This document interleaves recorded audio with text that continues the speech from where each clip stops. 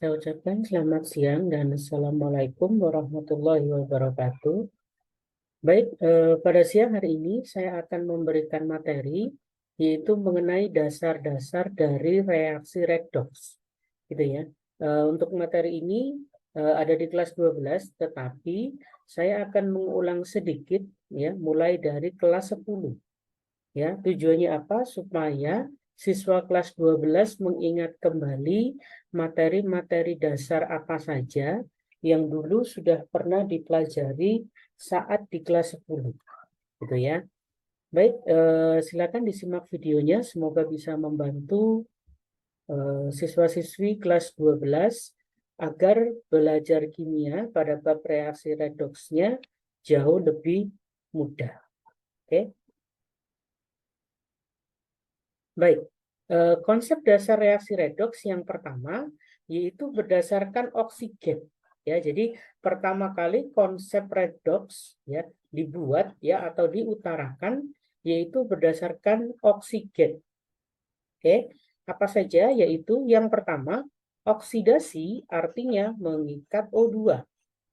Ya, dengan kata lain ya posisi O2 ya letaknya di sebelah kiri.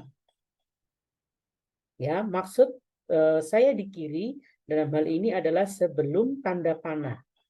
Gitu ya. Itu konsep awalnya terlebih dahulu. Jadi nanti kalau ada reaksi kok oksigennya di sebelah kiri, gitu ya, maka jenisnya pasti oksidasi. Oke. Kemudian yang kedua, nah, pengertian berikutnya adalah reduksi. Pengertiannya yaitu melepaskan O2. Ya, berarti dalam hal ini posisi O2 terletak di sebelah kanan. Sekali lagi, kanan yang saya maksud adalah kanan tanda panah.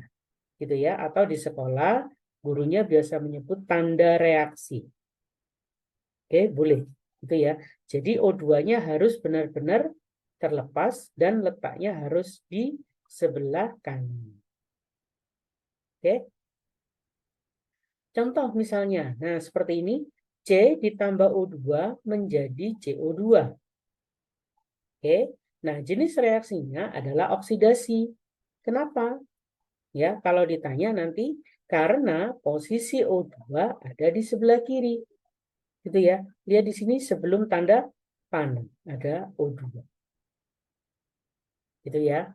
Kemudian berikutnya, contoh yang kedua, yaitu seperti ini, Fe2O3 berubah menjadi Fe plus O2. Oke, untuk menyetarakannya bisa kita lakukan nanti. Yang penting posisi reaksinya terlebih dahulu. Gitu ya. Lihat dari sini. Oke. Antara Fe dengan oksigen dia saling terikat. Gitu ya. Setelah melewati tanda panah, maka Fe berdiri sendiri dan O2 juga berdiri sendiri. Gitu ya. Nah, dengan kata lain, ya, reaksi seperti ini bentuknya adalah reduksi. Kenapa? Dikarenakan ada posisi O2 yang letaknya di kanan, ya, yaitu O2 ini. Itu ya, artinya dia sudah terlepas, dia sudah tidak terikat lagi dengan Fe. Oke. Nah, beda dengan berikut ini. Gitu ya. CO2 berubah menjadi CO plus O2. Nah, reaksi ini dikatakan bukan reduksi. Kenapa? Dikarenakan masih ada atom karbon yaitu C yang berikatan dengan O2. Nah, yaitu yang saya warnai merah.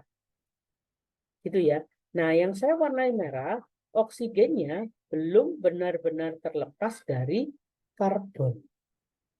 Ya, sehingga inilah yang membuat reaksinya bukan termasuk reduksi. Gitu ya, walaupun sudah ada O2-nya. Ya, nah ini kalau berdasarkan sekali lagi konsep oksigen. Ya, jadi yang dimaksud reduksi adalah oksigennya benar-benar sudah keluar dari ikatannya. Gitu ya, dari ikatan senyawa yang sebelumnya. Oke, seperti ini dia tidak boleh ada CO-nya. Kalau ini C saja maka boleh. Gitu ya, karena di sini CO, ya maka reaksinya bukan reduksi. Gitu ya, jadi bisa difahami ya. Sekali lagi, konsep berdasarkan oksigen, ya, maka untuk melepas O2-nya, maka benar-benar harus terlepas. Tidak boleh ada oksigen yang masih berikatan dengan unsur yang lain. Gitu ya, baik itu karbon, baik itu besi maupun zat-zat yang lain. Oke. Nah, ini adalah konsep yang pertama. Baik, saya lanjutkan. Konsep yang kedua yaitu berdasarkan elektron. Oke. Kalau berdasarkan elektron, nah, yang namanya oksidasi adalah melepaskan elektron. Dengan kata lain, posisi E, sekali lagi E di sini yang saya maksud adalah elektron, ada di sebelah kanan. Jadi nanti kalau ada reaksi redoks sepanjang apapun, selama posisi E-nya di kanan atau elektronnya di kanan, maka reaksinya pasti oksidasi. Gitu ya. Nah, kalau reduksi kebalikannya yaitu mengikat elektron. Dengan kata lain, posisi elektron ada di kiri. Itu ya. Sekali lagi yang saya maksud kiri adalah sebelah kiri dari tanda panah ya, atau di sekolah disebutnya tanda reaksi. Oke. Sekarang contohnya. Nah, yang pertama misalkan bentuknya seperti ini. Ca berubah menjadi Ca2 positif ditambah 2E. Ya. Nah, jenis reaksinya adalah oksidasi. Kenapa? Karena posisi E ada di kanan. Itu ya. Dia terletak setelah tanda panah. Baik. Contoh yang kedua, misalkan seperti ini, Cl2 ditambah 2E menjadi 2Cl-. Jenis reaksinya adalah reduksi. Kenapa? Karena posisi E atau elektron ada di sebelah kiri dari tanda panah. Gitu ya. Bisa dilihat di sini, ini tanda panahnya. Sebelum tanda panah dia ada elektron. Oke.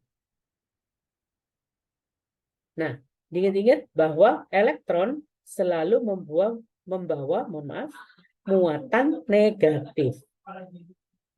Itu ya. Jadi diingat-ingat, setiap elektron selalu membawa muatan negatif, yaitu -1. Sehingga dalam penulisan seperti ini sebenarnya tidak perlu ada minusnya di atas. Cuma kalau kalian misalkan di sekolah Bapak atau Ibu gurunya menuliskan lambang E, elektron pakai ada minusnya di atas, maka nggak apa-apa. Ya, tidak perlu disalahkan. Karena sekali lagi dikhawatirkan ada siswa yang lupa bahwa setiap elektron membawa muatan negatif. Ingat-ingat ya, kalau proton membawa muatan positif. Oke. Nah, ini adalah konsep yang kedua, yaitu berdasarkan elektron.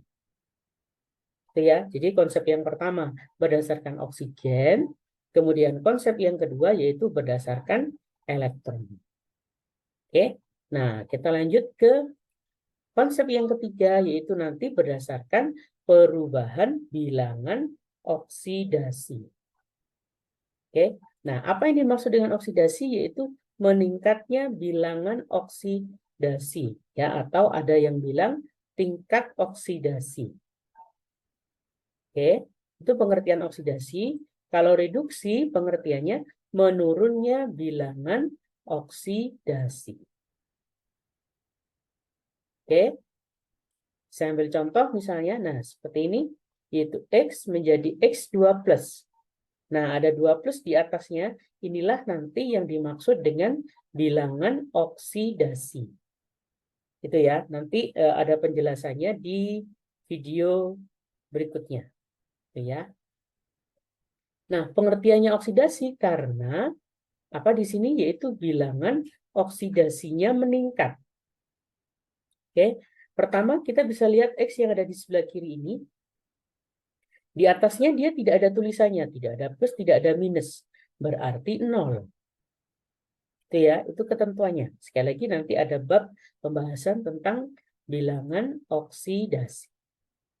Oke, nah kita awali dari sini dulu. Ini 0, kemudian menjadi 2 plus. Nah, 0 menjadi 2, berarti kan naik, ya alias meningkat. Makanya dikatakan oksidasi. Kemudian, contoh yang lain, nah misalnya ini, Br2 berubah menjadi 2 Br min. Kalau kita lihat, ya, nah di atasnya Br ini juga nggak ada, tidak ada apa-apanya, tidak ada angka plus, tidak ada angka minus, berarti dia 0. Itu ya. Nah kalau sudah lihat di sini Br min, ada minusnya, berarti min 1 kali 2 yang ada di depannya, jadinya minus 2. Gitu ya. Nah sekarang dari 0 menjadi minus 2, maka bilangan oksidasinya turun. Gitu ya. Nah, makanya disebut dengan reduksi. Rasanya karena bilangan oksidasinya menurun. Oke. Nah, nanti ya di slide berikutnya akan dijelaskan cara menghitung bilangan oksidasi suatu unsur dan senyawa. Itu ya. Jadi ini kita ambil secara umumnya dulu. Ya, di konsep yang ketiga atau yang terakhir yaitu berdasarkan perubahan bilangan oksidasi. Ya, atau ada guru yang bilangnya atau menamakan tingkat oksidasi, boleh, nggak ada masalah. Oke, saya lanjutkan. Nah, berikutnya adalah bagaimana cara menyetarakan reaksi redoks. Ya, nah ini adalah untuk di kelas 12 ya, untuk di kelas 12 menyetarakan reaksi redoks ya, nanti ada 2 cara. Yang pertama namanya adalah cara setengah reaksi. Ya, atau gurunya dikenal dengan nama cara ion elektron. Yang pertama, kemudian cara yang kedua yaitu perubahan bilangan oksidasi. Nah, ya seperti yang tadi ya, atau kita singkatnya dengan PBO. Ya. Nah, nanti dalam menyetarakan redoks kita akan menemukan ya atau menemui 2 keadaan. Itu ya. Nah, 2 keadaan dalam reaksi redoks. Yang pertama tentu saja keadaannya asam. Gitu ya. Cirinya asam tentu ada ion H positif. Gitu ya. Nah, kemudian yang kedua keadaannya basah. Ya, cirinya tentu saja ion OH-. Ya. Nah, maka nanti sebelum mengerjakan reaksi redoks, pastikan dulu ya, keadaannya apa. Itu yang pertama, apakah keadaan asam ataukah keadaan basah. Gitu ya. Nah, keterangan asam dan basah itu nanti sudah pasti diberikan oleh Bapak Ibu gurunya. Ya. Nah, jika tidak ada keterangannya, maka silahkan ditanyakan terlebih dahulu ya ke Bapak atau Ibu guru yang ada di kelas, Pak atau Bu, ini reaksi redoksnya berlangsung dalam keadaan apa? Apakah dalam keadaan asam ataukah dalam keadaan basah? Baru bisa dikerjakan. Gitu ya. Tapi kalau dalam reaksinya sudah ada ciri-cirinya, sudah ada ion H plusnya, sudah ada ion OH minusnya misal, nah berarti sudah ketahuan reaksinya bisa asam atau basah. Nah yang jadi masalah adalah kalau dalam reaksinya nanti tidak ada ion H plus, tidak ada ion OH minus. Gitu ya. Karena kalian masih dalam taraf belajar gitu ya di SMA, maka boleh tanya ke Bapak Ibu gurunya. Tapi nanti bagi yang ambil kuliah kimia gitu ya, maka harus sudah hafal ya mana-mana saja reaksi redoks yang berjalan dalam wadah asam atau dalam keadaan asam maupun dalam keadaan basah. Itu ya. Nah, baik, untuk video berikutnya ya nanti akan saya bahas yaitu menyetarakan redoks, baik itu dengan cara setengah reaksi atau ion elektron maupun dengan cara perubahan bilangan oksidasi atau PPO. Gitu ya. Nah, inilah video sekilas pembahasan dasar-dasar dari reaksi redoks ya. Semoga siswa kelas 12 mengingat-ingat kembali sedikit materi yang ada di kelas 10 ya, karena akan masih nyambung atau masih berhubungan dengan yang ada di kelas 12. Itu ya. Baik, sampai ketemu di video berikutnya. Saya ucapkan selamat siang dan wassalamualaikum warahmatullahi wabarakatuh. Ya, baik. Inilah yang bisa saya share untuk siswa-siswi sekalian. Ya, jadi bisa di-share ke teman-teman yang lain ya jika bermanfaat dan agar dapat membantu teman yang lainnya, gitu ya. Dan bisa di-subscribe untuk mendapatkan update videonya di tiap minggunya, gitu ya. Dan bagi yang menonton channel ini silahkan beri komentar yang positif di channel ini. Ya, itu saja yang bisa saya berikan kepada siswa-siswi sekalian, baik untuk yang kelas 10, kelas 11 maupun kelas 12.